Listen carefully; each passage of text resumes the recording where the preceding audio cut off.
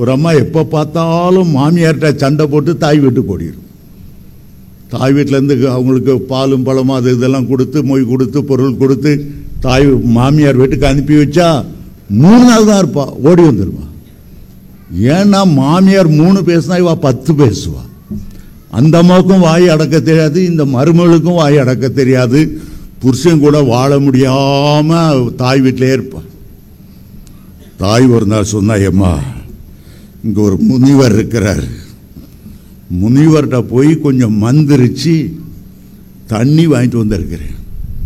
சாதாரண தண்ணி இல்லை, மந்திரிச்ச தண்ணி. உங்க மாமியார் எப்போ உன் மேல கோபப்படுறாரோ, எப்போ உன் மேல பொறிஞ்சி தள்ளுறாங்களோ, உடனே இந்த தண்ணியை வாய்க்குள்ள ஊற்றி வச்சுக்கோ. கரெக்டாக டைம் பாரு, 1 மணி நேரம் கழிச்சு வெளியே துப்பிடு. இந்த மந்திர தண்ணி உங்க மாமியார் வாய் அப்படியே அடைச்சிரும். உங்க மாமியார் பேசவே மாட்டாங்க.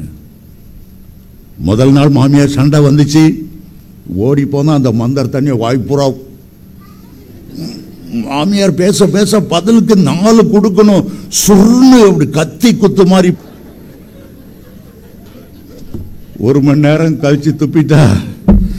மாமியார் சண்டை போட்டு பார்த்து இவ பதில் பேசாதனால அந்த அம்மாவும் அடங்கி போயிட்டாங்க. பிறகு இதுக்கு என்ன சண்டை போடுறதுன்னே தெரியல.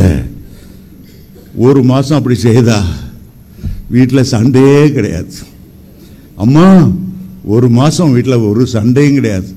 இன்னும் அந்த முனிவர்கிட்ட போய் இன்னும் கொஞ்சம் மந்திர தண்ணியும் இல்லை, தந்திர தண்ணியும் இல்லை, இது சாதாரண தண்ணியில கொஞ்சம் சக்கரை போட்டு ஒன்று கொடுத்துருக்குறேன், உங்க வீட்டிலேயே நீ அதை தயாரிச்சுக்க.